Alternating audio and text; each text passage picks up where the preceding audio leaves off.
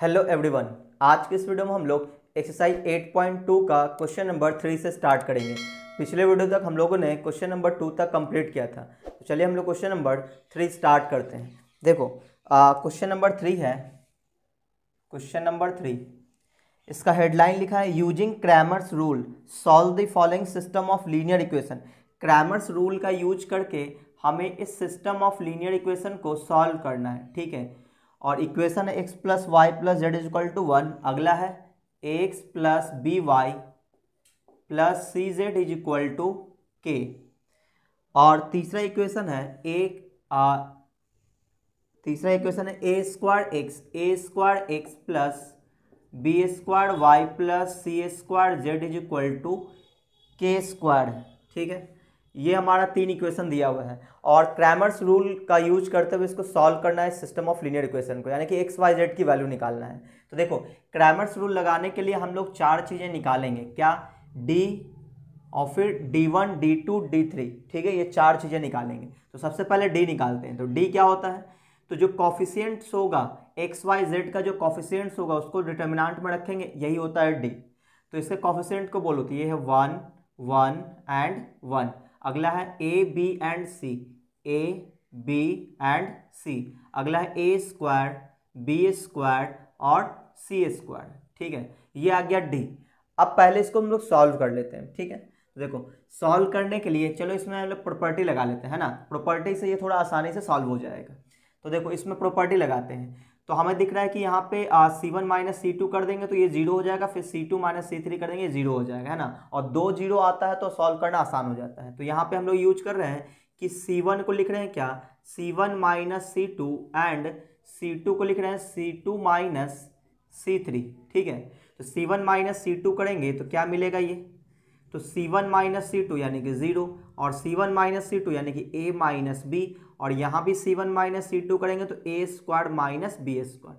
यहाँ पे C2 minus C3 करेंगे तो 0, फिर C2 माइनस C3 तो B माइनस C, और C2 माइनस C3 करेंगे तो B square minus C square. बाकी ये कॉपी हो जाएगा 1C एंड C स्क्वायर, ठीक है। ये आ गया। अब देखो ये तो 0 देगा, ये 0 देगा, तो 1 से हम लोग एक्सपेंड करेंगे तो इसके कॉलम इसके रो को ढकेंगे, इसको इससे मल्टीप्लाई करेंगे। अच्छा यहाँ पे एक चीज़ और है कि अगर यहाँ पे हम लोग कॉमन ले तो कॉमन भी आ सकता है। देखो ये जो आपका ए स्क्वायर माइनस बी स्क्वायर लिखा हुआ है, इसको हम लोग ऐसे भी लिख सकते हैं, ये हो गया 0 ए माइनस बी, और इसको लिख सकते हैं ए स्क्वायर माइनस बी स्क्वायर यानी कि ए प्लस बी और इनटू में ए माइनस बी, ऐसा हम लोग लिख सकते हैं, है ना। सेम काम यहाँ पे भी 0 बी माइनस सी, और यहाँ पे लिख सकते हैं बी प्लस सी इंटू बी माइनस सी, ठीक है। और यहाँ पे आ जाएगा 1C एंड C स्क्वायर, ठीक है। अब देखो ये जो फर्स्ट कॉलम है इसमें कॉमन जा रहा है, क्या कॉमन है, a माइनस बी, और 0 से तो हम लोग कुछ भी कॉमन ले सकते हैं। तो a माइनस बी यहाँ से कॉमन निकाल लेंगे, तो a माइनस बी हमने कॉमन निकाला। सेकंड वाले कॉलम से b माइनस सी कॉमन जा रहा था, b माइनस सी, और यहाँ से तो कुछ भी कॉमन निकाल सकते हैं, तो b माइनस सी भी कॉमन ले लिए।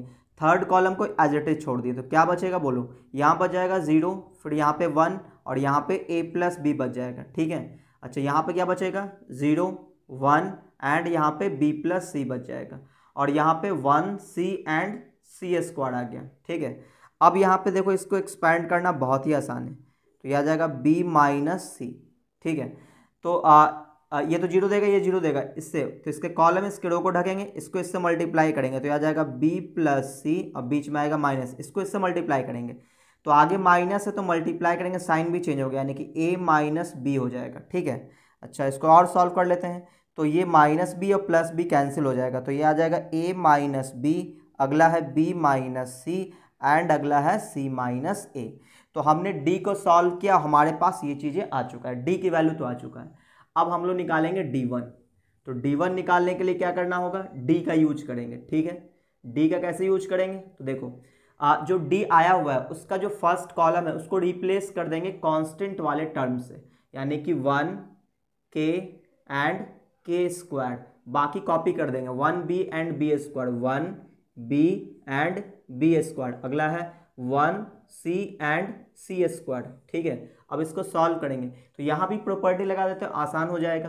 तो C1 को लिख रहे हैं C1 माइनस C2, और C2 को लिख रहे हैं C2 माइनस C3, ठीक है। तो तो यहाँ पे क्या बन जाएगा, ये D1 है तो यह आ जाएगा D1 इज इक्वल टू, तो C1 माइनस C2 करेंगे 0, C1 माइनस C2 यानी कि K minus B, C1 minus C2 यानी K square minus B square, यहाँ पे आ जाएगा 0 और यह आ जाएगा B माइनस C और यह आ जाएगा B square minus C square, यहाँ पे आ जाएगा 1C एंड C स्क्वायर। अब देखो यहाँ पे फिर से फॉर्मूला अप्लाई कर सकते हैं, ए स्क्वायर माइनस बी स्क्वायर जैसा ए प्लस बी ए माइनस बी वाला, तो ऐसा हम लोग अप्लाई कर सकते हैं। चलो अप्लाई कर देते हैं, क्या मिलेगा 0 के माइनस बी और यह जाएगा के प्लस बी और इंटू में के माइनस बी। ठीक है, यहाँ देखो यह आ जाएगा 0 फिर बी माइनस सी और यह आ जाएगा बी प्लस सी इंटू बी माइनस सी। ठीक है, अच्छा यहाँ पे आ जाएगा 1C एंड सी स्क्वायर। ठीक है, चलिए अब यहाँ देखो जो फर्स्ट कॉलम है इसमें k माइनस बी कॉमन जाएगा, तो यहाँ पे लिख लेंगे D1 इज इक्वल टू क्या कॉमन जा रहा है k माइनस बी और इससे क्या कॉमन जाएगा b माइनस सी, है ना। बाकी सब कॉपी हो जाएगा तो यह जाएगा 0, यहाँ पे बच जाएगा 1, यहाँ पे बच जाएगा k प्लस बी, यहाँ पे 0 1 एंड b प्लस सी, यहाँ पे 1C एंड सी स्क्वायर आ जाएगा। अब इसको हम लोग एक्सपेंड कर देंगे तो आसानी से ये सॉल्व हो गया, तो k minus b b minus c और यहाँ पे इसके कॉलम इसके रो को ढकेंगे, इसको इससे मल्टीप्लाई करेंगे तो हो जाएगा b प्लस सी और फिर बीच में देंगे माइनस, आगे माइनस होने के कारण अगले वाले का साइन चेंज होगा यानी कि k माइनस बी हो जाएगा। अब देखो ये minus b plus b cancel हो जाएगा तो क्या बचेगा k माइनस बी और b माइनस सी और यहाँ से c माइनस k बच जाएगा। ठीक है, चलिए तो ये आ गया हमारा D1। अब हम लोग निकालेंगे D2। ठीक है, तो D2 निकालने के लिए अब देखो फिर से D का यूज करेंगे हम लोग। ठीक है, तो यहाँ से D2 लिख लेते हैं। D2 है क्या, तो D2 देखो क्या है, D2 अब हम निकालने जा रहे हैं। D2 निकालने के लिए D का यूज करेंगे, जो सेकंड कॉलम है उसको रिप्लेस कर देंगे कांस्टेंट टर्म से, बाकी सब कॉपी हो जाएगा। तो यहाँ पे आ जाएगा 1A और A स्क्वायर, यहाँ पे 1K और K स्क्वायर, यहाँ पे 1C और C स्क्वायर। अब यहाँ पे फिर से हम लोग ये प्रॉपर्टी लगाते हैं, तो C1 को लिखने जा रहे हैं C1 minus C2 and C2 को लिख रहे हैं C2 माइनस C3। ठीक है, और यहाँ पे लिखना स्टार्ट करते हैं तो यह आ जाएगा D2 इज इक्वल टू क्या लिखेंगे 1 माइनस 1 0 और यहाँ पे आ जाएगा A माइनस के और फिर A स्क्वायर माइनस के स्क्वायर, A स्क्वायर माइनस के स्क्वायर और यहाँ पे आ जाएगा 0 फिर K माइनस सी और यहाँ पे K स्क्वायर माइनस सी स्क्वायर और यहाँ पे आ जाएगा 1C एंड C स्क्वायर। ठीक है, अब देखो इसको और सॉल्व करेंगे तो यह आ जाएगा 0 A माइनस के और यहाँ पे फिर से फार्मूला A प्लस के इंटू A माइनस के। ठीक है, और यहाँ पे 0 K माइनस सी, यहाँ पे फार्मूला K प्लस सी इंटू K माइनस सी और यहाँ पे 1C एंड C स्क्वायर। अब देखो फर्स्ट वाले कॉलम से क्या कॉमन जा रहा है, A माइनस के कॉमन जा रहा है। ठीक है, और सेकंड वाले से K माइनस सी कॉमन जा रहा है। ठीक है, तो ये हमने कॉमन निकाला है तो क्या बचेगा, ये बचेगा 0 1 एंड A प्लस के और अगले पे बचेगा 0 1 एंड K प्लस सी और अगला बचेगा 1C एंड C स्क्वायर। अब इसको भी सॉल्व कर देंगे तो A माइनस के और यहाँ पे K माइनस सी और यहाँ पे आ जाएगा इसके कॉलम इसके रो को ढकेंगे, इसको इससे मल्टीप्लाई करेंगे तो K प्लस सी और माइनस A माइनस के, साइन चेंज हो गया तो आप देखोगे माइनस के प्लस के कैंसिल हो जाएगा तो बचेगा A minus k into K minus c और इंटू C माइनस A। तो ये आ गया आपका D2। अब निकालेंगे हम लोग D3। तो यहाँ पे स्पेस थोड़ा कम है तो हमें कुछ मिटाना होगा, तो यहाँ पे ये इसको लिख लेते हैं, ये D है तो ये D वाला पार्ट था जो याद रखना है और ये है D1। ठीक है, और ये है D2 तो यहाँ लिख लेते हैं, ये क्या है D2 है। ठीक है, तो ये तीनों हमने निकाल लिया है।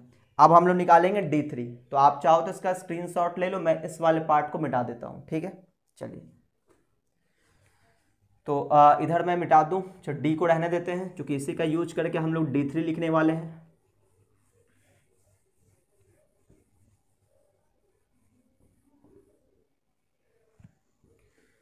तो D1 भी मिटा दूँ मैं,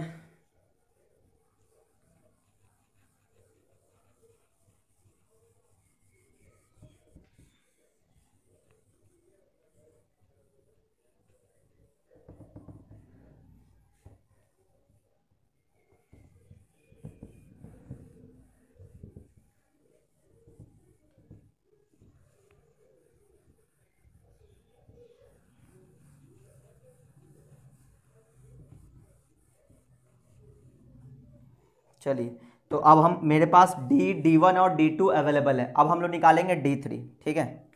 तो ऐसा करते हैं, इसको एक साथ लिख देते हैं ना, यहाँ पे लिख देते हैं। D की वैल्यू कितना है, D की वैल्यू A माइनस बी, फिर है B माइनस सी और C माइनस ए, ये हो गया D की वैल्यू। और ये D1 यहाँ लिख देते हैं। D1 क्या है, K minus b, B minus c and C minus k, ठीक है, ये D1 है। तो हमारे पास 3 चीज़ें आ चुका है, एक और निकालना है जिसका नाम है D3, ठीक है। और D3 कहाँ से निकलेगा, तो D का यूज करते हुए। तो देखो D3 कैसे निकालेंगे, D3 निकालेंगे तो थर्ड कॉलम को रिप्लेस कर देंगे कांस्टेंट टर्म से, बाकी कॉपी हो जाएगा। 1b and b square, 1k and k square. अब यहाँ भी प्रॉपर्टी यूज कर देते हैं, C1 को लिख रहे हैं C1 minus C2 and C2 को लिख रहे हैं C2 माइनस C3, ठीक है। तो यहाँ पे आ जाएगा D3 इक्वल टू 1 माइनस 1 ही हो जाएगा 0, फिर हो जाएगा A माइनस बी, अगला आएगा A square minus b square, अगला है 0, फिर B माइनस के, फिर अगला है B स्क्वायर माइनस के स्क्वायर, अगला है 1k एंड के स्क्वायर, ठीक है। अच्छा, अब यहाँ पे फॉर्मूला अप्लाई करेंगे तो 0 A माइनस बी, यहाँ पे A square minus b square यानी A प्लस बी, और इनटू में A माइनस बी, यहाँ पे आ जाएगा 0 B माइनस के, और यहाँ पे B प्लस के इंटू बी माइनस के, ठीक है। यहाँ पे आ जाएगा 1k एंड के स्क्वायर, ठीक है। अब यहाँ से कॉमन जा रहा है, क्या कॉमन जा रहा है, तो जो फर्स्ट कॉलम है उससे A माइनस बी कॉमन जा रहा है, तो D3 बराबर A माइनस बी कॉमन गया। सेकंड वाले कॉलम से B माइनस के कॉमन जा रहा है, B माइनस के, ठीक है, ये B है।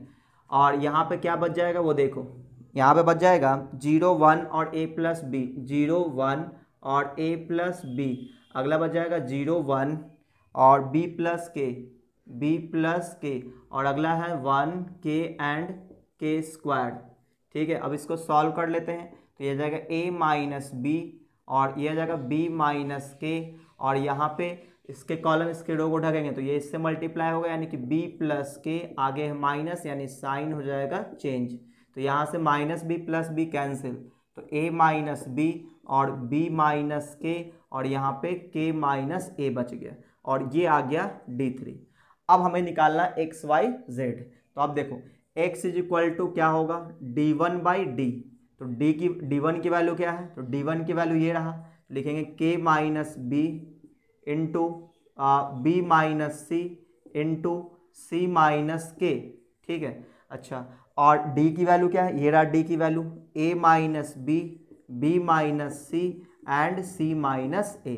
तो यहाँ पे कौन कौन कटेगा, तो A minus b minus c और B माइनस सी कैंसिल हो जाएगा, ठीक है। क्या बच रहा है, ये बच रहा है K minus b into c minus k divided by A minus b और फिर C माइनस A, ठीक है। तो ये आ गया x की वैल्यू। तो हम लोग x की वैल्यू चेक कर लेते हैं क्या इतना आया है, ठीक है। कुछ चेंजिंग करना हो तो वो भी कर लेंगे हम लोग। तो x की value K minus b, K minus c, अच्छा यहाँ पे K माइनस सी किया है, तो यहाँ पे देखो, यहाँ पे आंसर में K माइनस सी और A माइनस सी कर दिया, तो यहाँ से माइनस कॉमन ले लो, यहाँ से माइनस कॉमन ले, तो वो कट जाएगा, और रिजल्ट क्या आएगा, रिजल्ट आपका ऐसा आएगा K माइनस बी, और यह आ जाएगा K माइनस सी, और नीचे आ जाएगा A माइनस बी, और यहाँ से आ जाएगा A माइनस सी, है ना। ये ऊपर वाले को पलट दिए, नीचे वाले को पलट दिए, माइनस जो कॉमन लिए थे वो काट दिए, तो x की वैल्यू ये आ गया आपके सामने, ठीक है। ये आपका आंसर है x की वैल्यू। अब हम लोग y की वैल्यू निकालेंगे, तो y की वैल्यू निकालने के लिए यहाँ पे लिख लेते हैं, y की वैल्यू क्या होगा, D2 बाई डी होगा। अब देखो D2 क्या है, तो D2 है ये A माइनस के इंटू में K माइनस सी, फिर into C minus A into C minus A, ये रहा D2। और D1 क्या है, A minus b, B minus c और C माइनस A। तो यहाँ पे क्या कटेगा, यहाँ पे C माइनस A और C माइनस A कैंसिल हो जाएगा, तो y की वैल्यू क्या आएगा, A माइनस के, चेक कर लेते हैं। अच्छा, यहाँ पे K माइनस A दिया है, अगला है K minus c, B minus A और B माइनस C। अच्छा, इस वाले में क्या किया है, इसको इंटरचेंज किया, इसको इंटरचेंज कर लिया, ठीक है। तो आपका आंसर आएगा k माइनस ए, यहाँ से हमने माइनस कॉमन लिया, यहाँ से माइनस कॉमन लिया, कट जाएगा, बाकी कॉपी हो जाएगा k माइनस सी अपॉन यह आ जाएगा b माइनस ए और इनटू में b माइनस सी, ठीक है। और ये रहा आपका आंसर किसका, y का। अब हम लोग निकालते हैं z। तो z निकालने के लिए d3 का यूज होगा, d3 यहाँ पे है, ठीक है। तो चलो z निकाल लेते हैं।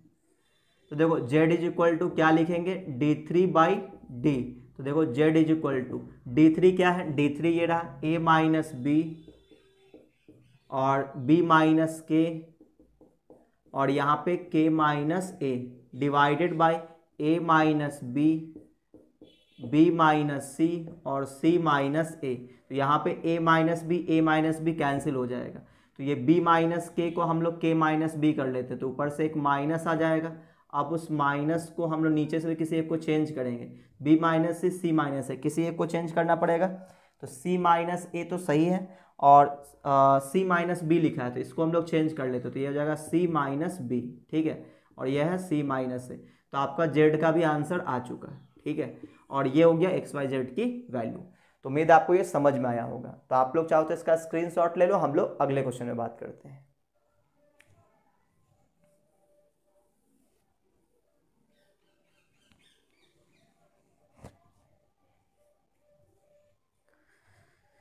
चलिए, तो अब हम लोग बात करेंगे क्वेश्चन नंबर 4 का। क्वेश्चन नंबर 3 में एक ही क्वेश्चन था, क्वेश्चन नंबर 4 में 5 क्वेश्चन है, ठीक है। और क्वेश्चन नंबर 4 में करना क्या है, हमें कंसिस्टेंसी के बारे में बताना है ना, या फिर सॉल्यूशन के बारे में बताना है कि यूनिक सॉल्यूशन होगा, नो सॉल्यूशन होगा, या फिर इनफाइनाइट मेनी सॉल्यूशन होगा। तो इसके लिए मैंने आपको रूल बताया हुआ है। चलो मैं एक बार फिर से बता देता हूँ, उसके बाद हम लोग क्वेश्चन नंबर 4 स्टार्ट करते हैं। और यहाँ पे क्वेश्चन नंबर 4 में जितना भी क्वेश्चन है वो नॉन होमोजेनियस है। नॉन होमोजेनियस किसको बोलते हैं, कांस्टेंट टर्म अगर सभी जीरो हुआ तो वो होमोजेनियस कहलाता है, कोई एक भी जीरो के बराबर नहीं हुआ तो नॉन होमोजेनियस कहलाता है। तो क्वेश्चन नंबर 4 में क्या है कि हमें बताना है determine whether the following system of equations has no solution, unique solution और इनफाइनाइट नंबर ऑफ सॉल्यूशन। तो ये सभी चीज़ें डिपेंड किस पे करेगा, क्वेश्चन नंबर 4 बनाने के लिए आपको ये ध्यान रखना पड़ेगा कि जब आपको सिस्टम ऑफ लीनियर इक्वेशन दिया रहेगा तो आप निकालोगे सबसे पहले d। अगर d की वैल्यू 2 आ सकता है या फिर d की वैल्यू 0 ना आए। अगर d की वैल्यू 0 नहीं आया तो सिस्टम ऑफ लीनियर इक्वेशन क्या देगा, यूनिक सॉल्यूशन, है ना, यूनिक सॉल्यूशन। और ये कंसिस्टेंट कहलाएगा, सॉल्यूशन मिल रहा है तो कंसिस्टेंट होगा, तो ये हो जाएगा कंसिस्टेंट, ठीक है। अच्छा, और अगर d 0 के बराबर हुआ, तो दो चीजें हो सकता है, ये कंसिस्टेंट भी हो सकता है, यानी नो सॉल्यूशन देगा, इनफाइनाइट नंबर ऑफ सॉल्यूशन दे सकता है, या फिर नो सॉल्यूशन दे सकता है। कब ऐसा होगा वो सुनना। अगर d 0 हुआ तो आपको 3 चीजें निकालना पड़ेगा, d1, d2, d3, सही ना। इसमें से अगर तीनों के तीनों 0 आ गया, है ना, ऑल आर जीरो,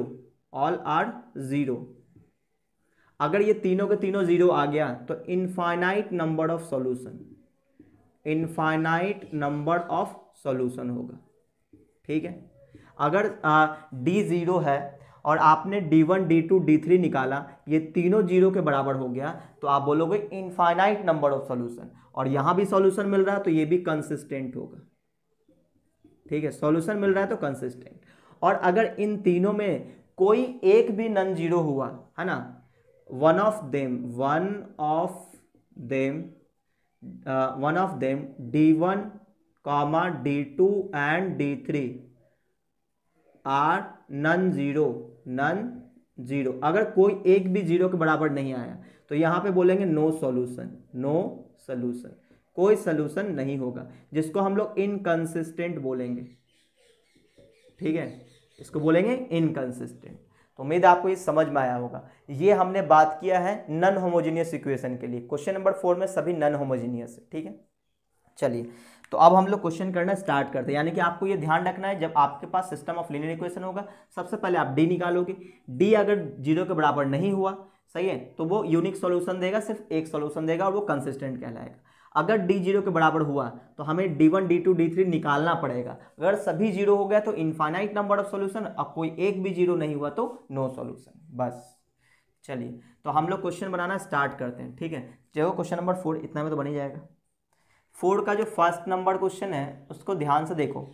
उसमें लिखा है 3x plus 9y, 3x plus 9y is equal to 5, ठीक है। और अगला है 9x plus 27y, 9x plus 27y is equal to 10, ठीक है। ये हमारा क्वेश्चन है। तो ये कैसा सॉल्यूशन देगा? ये इसका नो सॉल्यूशन होगा, इनफाइनाइट सॉल्यूशन होगा, या फिर यूनिक सॉल्यूशन होगा, ये बताना है हमें। तो देखो, वैसे तो देखकर लग रहा है कि नो सॉल्यूशन होगा। अब आप बोलोगे सर आपको कैसे देख कर लगा? क्योंकि देखो यहाँ पे अगर हम लोग यहाँ पे देखें इसको, तो x और y का जो रेशियो है वो सेम आने वाला है ना। और जब लाइन पैरेलल हो ना, लाइन पैरेलल हो, तो x का कॉफिशिएंट का रेशियो, y का कॉफिशिएंट का रेशियो, ये दोनों सेम आता है। और कांस्टेंट टर्म का रेशियो डिफरेंट होगा बाकी x y के कॉफिशिएंट से।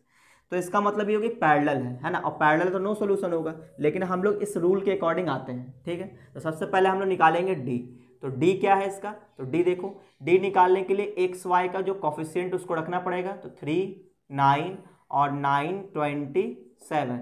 तो इसको सॉल्व करते हैं। 27 इंटू 3 81 माइनस 9 9 जा 81, कितना आया? 0 आया। जैसे ही D 0 आया तो अब हम लोग ये वाला काम करेंगे, यानी कि D1 D2 D3 निकालेंगे, ठीक है। तो चलिए अब हम लोग D1 निकालते हैं। तो D1 कैसे निकलेगा?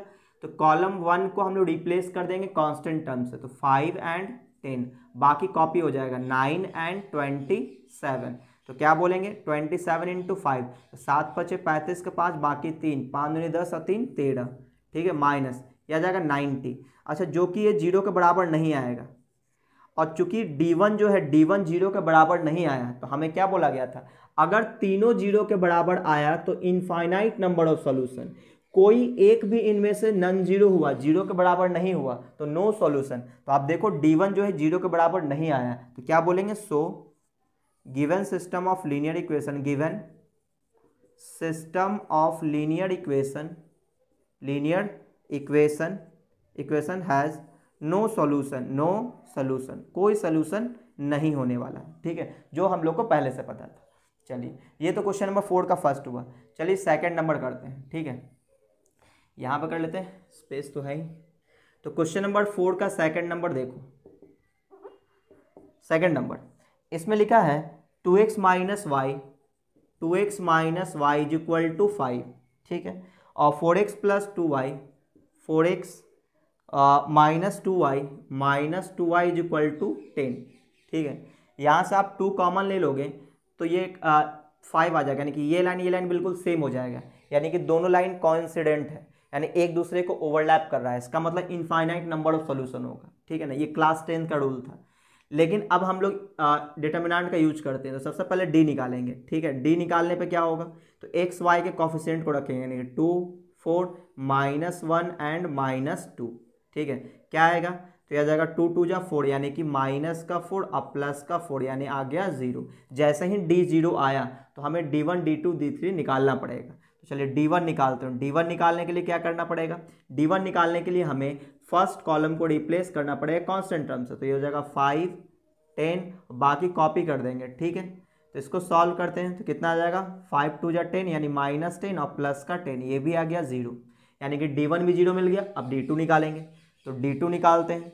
तो D2 कैसे निकालेंगे? कॉलम 2 को रिप्लेस कर देंगे कांस्टेंट टर्म से, बाकी कॉपी हो जाएगा, यानी 2 4 और ये हो जाएगा 5 और 10। तो यह जाएगा 2 10 जा 20 और 5 4 जा 20, ये भी आ गया 0, यानी D1 भी 0 आ रहा है, D2 भी 0 आ रहा है। अगर D3 भी 0 हो गया तो इनफाइनाइट नंबर ऑफ सॉल्यूशन हो जाएगा। तो D3 निकालेंगे। D3 क्या है? D3 निकालने के लिए सॉरी, यहाँ पे तो 2 ही इक्वेशन है, सही ना, 2 ही वेरिएबल है, तो सिर्फ हम लोग D1 और D2 ही निकालेंगे। D3 निकालने की जरूरत नहीं, क्योंकि ये तो 3 इक्वेशन रहेगा, तो हमें D1 D2 D3 निकालना पड़ेगा, सही ना। तो यहाँ पर D3 निकालने की जरूरत नहीं है। चलिए, तो हमारा काम तो बन गया है ना, कि D1 और D2 0 हो गया और DB क्या है? 0 है। तो बोलेंगे सो, यहाँ पे बोलेंगे DB 0 है और D1 is equal to D2, ये भी 0 है। So system of equation has infinite number of solution. ये कैसा सॉल्यूशन देगा? इनफाइनाइट नंबर ऑफ सॉल्यूशन देगा। ठीक है, उम्मीद आपको ये समझ में आया होगा। तो आप इसका स्क्रीनशॉट ले लो, हम लोग अगले क्वेश्चन पे बात करते हैं।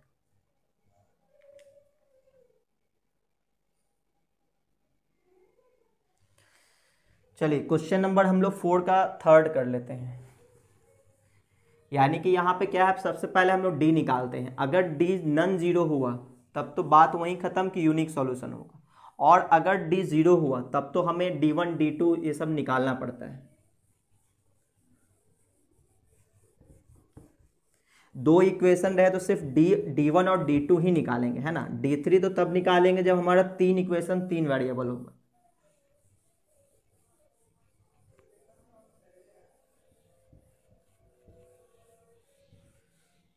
चलिए तो अब हम लोग इसके थर्ड इक्वेशन पे बात करते हैं। क्वेश्चन नंबर 4 का थर्ड। देखो इसमें क्वेश्चन है 2x प्लस 3y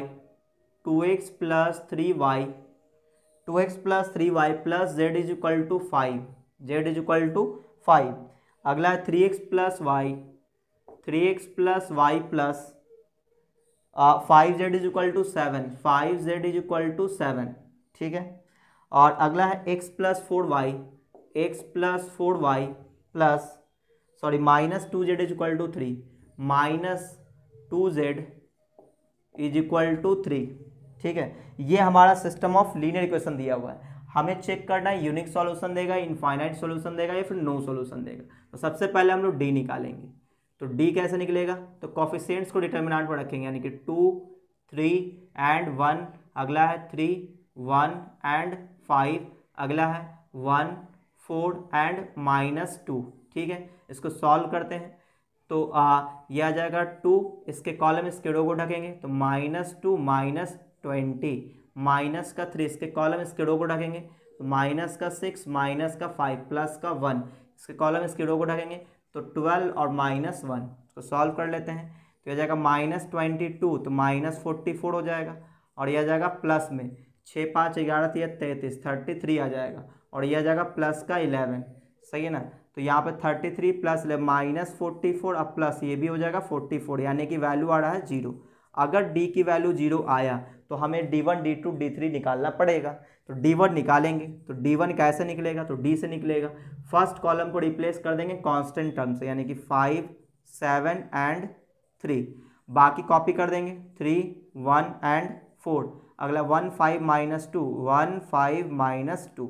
इसको सॉल्व करते हैं तो यह आ जाएगा 5, इसके कॉलम इसके रो को ढकेंगे तो -2 5 चौके 20 और फिर -3 इसके कॉलम इसके रो को ढकेंगे 7 2 जा 14 और -5 3 जा 15 प्लस 1 इसके कॉलम इसके रो को ढकेंगे तो 7 4 जा 28 और माइनस का 3। ये आ जाए कितना? -22 इंटू 5 तो 5 दूनी 10 के 0 बाकी 5 10 11 -110 आ जाएगा, और यह आ जाएगा प्लस में, है ना।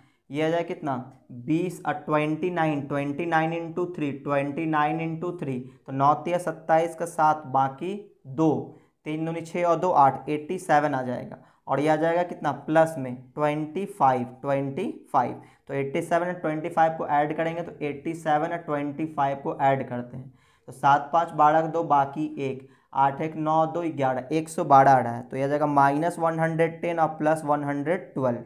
सही है ना। तो देखो यहाँ पे D1 की जो वैल्यू है वो कितना आ रहा है? नॉन जीरो आ रहा है, यानी कि 2 आ रहा है, जो कि 0 के बराबर नहीं है।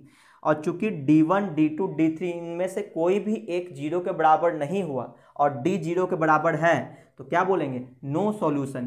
तो यहाँ पे हम लोग बोलेंगे given system of equation, so given system of linear equation, given system of linear equation has no solution, कोई सॉल्यूशन नहीं होगा। ठीक है, तो ये हम लोग चेक कर लेते हैं। क्वेश्चन नंबर 4 का ये थर्ड था, क्वेश्चन नंबर 4 का थर्ड, नो सॉल्यूशन बिल्कुल सही है। चलिए अब हम लोग बात करते हैं इसके 4th नंबर क्वेश्चन पे। ठीक है, 4 का 4 number x plus y minus z, x plus y minus z is equal to -2, is equal to -2। अच्छा, अब कई बच्चा ये सोच रहा होगा सर आपने तो सिर्फ D1 निकाला, D2 D3 क्यों नहीं निकाला? जरूरत ही नहीं है ना, चूंकि ये D1 नॉन जीरो आ गया तो यहीं पे बात खत्म। कोई एक भी नॉन जीरो हो तो नो सॉल्यूशन हो जाता था, है ना, इसलिए ज़रूरत नहीं है, इसलिए हमने नहीं निकाला। तो यहाँ पे आ जाएगा 6x plus 4y plus 6z is equal to 26। अगले पे आते हैं 2x plus 7y plus 4z is equal to 31, 4z is equal to 31। इसको सॉल्व करना मतलब ये बताना है कि यूनिक सॉल्यूशन होगा, नो सॉल्यूशन होगा या इनफाइनाइट सॉल्यूशन होगा। तो सबसे पहले हम लोग डी निकालेंगे। डी कैसे निकालते हैं? कॉफिशिएंट्स को रखेंगे डिटर्मिनेंट में, तो 1 1 एंड -1। अगला है 6 और 4, ये है 6। अगला है 2 7 एंड 4। इसको सॉल्व कर लेते हैं तो ये आ जाएगा 1, इसके कॉलम इसके रो को ढकेंगे तो 4 4 जा 16 और 7 6 जा 42, और ये जाएगा माइनस का 1, इसके कॉलम इसके रो को ढकेंगे तो 6 चौके 24 -12, माइनस का 1, इसके कॉलम इसके रो को ढकेंगे 6 7 42 42 -8, तो ये आ जाएगा कितना 16 -42, तो 6 और 6 12 हो गया। अच्छा, और यहाँ बचेगा 3 में से 1 गया 2, यानी 26 बचेगा, वो भी माइनस में, माइनस में 26। यहाँ पे आ जाएगा माइनस, और ये हो जाएगा 12 बच जाएगा, यहाँ पे माइनस का 42 -8 तो 34 बच जाएगा, है ना, 8 4 12, हाँ सही है। तो ये हो जाएगा प्लस में बचेगा ना, ये प्लस में प्लस माइनस माइनस हो जाएगा। तो अब देखो यहाँ पे ये सभी ऐड होने वाला, क्योंकि माइनस माइनस और माइनस में, तो सबको ऐड कर देंगे, कितना आ जाएगा 4 2 6 और 6 12 के 2 बाकी 1 3 1 4 1 5 और 2 7, तो यहाँ आ जाएगा माइनस का 72, जो क्या है नॉन जीरो है, जो कि जीरो के बराबर नहीं है। और चूंकि डी जीरो के बराबर नहीं है तो बात तो यहीं पे खत्म हो गया कि यूनिक सॉल्यूशन मिलेगा। So system of linear equation has unique solution. कैसे सॉल्यूशन देगा? Unique solution. डी अगर जीरो के बराबर नहीं है तो बात वहीं खत्म, यूनिक सॉल्यूशन मिलेगा। ठीक है, चलिए अब हम लोग बात करेंगे क्वेश्चन नंबर 5 पे, तो आप इसका स्क्रीनशॉट ले लो।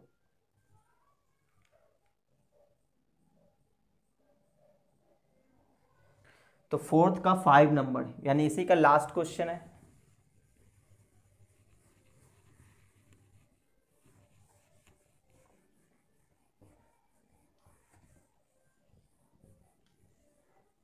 तो देखो इतने में सॉल्व हो जाएगा, है ना। देखो क्वेश्चन नंबर 4 का 5 नंबर, इसमें लिखा है x plus 4y is equal to 9, x plus 4y is equal to 9। अगला है 2x plus 8y, 2x plus 8y is equal to 18 है, 18। और अगला है y minus 2x, y minus 2x is equal to 0 है, इज इक्वल टू 0 है। तो ये है क्वेश्चन नंबर 4 का 5 नंबर। अब देखो यहाँ पे क्या देख रहे हैं हम लोग कि इक्वेशन फर्स्ट तो सही है, इक्वेशन 2 आप ध्यान से देखो, इसमें 2 कॉमन ले लेंगे तो सेम यही इक्वेशन आएगा, यानी इक्वेशन फर्स्ट और इक्वेशन सेकंड बिल्कुल एक ही टाइप का क्वेश्चन है। तो देखो मैं इस चीज़ को ऐसा लिख देता हूँ यहाँ पे, देखो कि x plus 4y is equal to 9 तो बिल्कुल सही है, 4y is equal to 9 equation first ये बिल्कुल सही है। इसमें से 2 कॉमन ले लो, तो हमने इसमें से 2 कॉमन लिया, इधर से काट देंगे तो क्या बचेगा, तो 2 कॉमन लेंगे तो यहाँ पे क्या बचेगा x और plus 4y is equal to 9 equation 2। तो आप देखो ये जो दोनों इक्वेशन है बिल्कुल सेम हो गया, है ना। अगर ये दोनों बिल्कुल सेम है तो किसी एक को ही हम लोग लिखेंगे, दूसरे की जरूरत नहीं है। तो यहाँ पे इस वाले इक्वेशन को मैं मिटा देता हूँ, ठीक है ना, कि सेकंड वाले इक्वेशन की जरूरत भी नहीं है, क्योंकि ये दोनों इक्वेशन बिल्कुल सेम है, ये दोनों इक्वेशन बिल्कुल सेम इक्वेशन, 2 कॉमन लेंगे तो सेम इक्वेशन आ जाएगा। अब इसको लिख लेते हैं, तो y minus 2x is equal to 0, तो ये आ गया हमारा इक्वेशन 2। सही है, 3 इक्वेशन था लेकिन यहाँ पे वेरिएबल से 2 ही हैं, तो हमें सिर्फ 2 इक्वेशन की जरूरत है। तो हमने क्या देखा कि ये दोनों बिल्कुल सेम है, तो इसका मतलब किसी एक को लिख लेंगे, हमारा काम चल जाएगा। सही है, तो अब देखो इन दोनों को सॉल्व करेंगे, सॉल्व करने के लिए हमें डी निकालना पड़ेगा। वो कैसे निकलेगा, तो x के कोफिशिएंट को रखेंगे, यहाँ पे x का कोफिशिएंट 1, y का कोफिशिएंट 4, यहाँ पे x का कोफिशिएंट -2, y का कोफिशिएंट 1। सही ना, इसको सॉल्व करते हैं तो क्या आ जाएगा 1 और प्लस में 8, तो यह आ जाएगा 9, जो कि 0 के बराबर नहीं है। और अगर डी 0 के बराबर नहीं है तो क्या बोलेंगे, यूनिक सॉल्यूशन मिलेगा, है ना। कैसा सॉल्यूशन मिलेगा, यूनिक सॉल्यूशन। बस ये हो गया काम कंप्लीट। तो उम्मीद है आपको ये समझ में आया होगा। तो आपको अगर वीडियो अच्छा लगा तो वीडियो को आप लाइक कर दें, अपने दोस्तों में शेयर कर दें, और अगर आप चैनल पर पहली बार आए तो चैनल को सब्सक्राइब करके बेल आइकन जरूर दबा दें, ताकि जैसे मैं कोई नया वीडियो डालूंगा आपको नोटिफिकेशन मिलता रहेगा।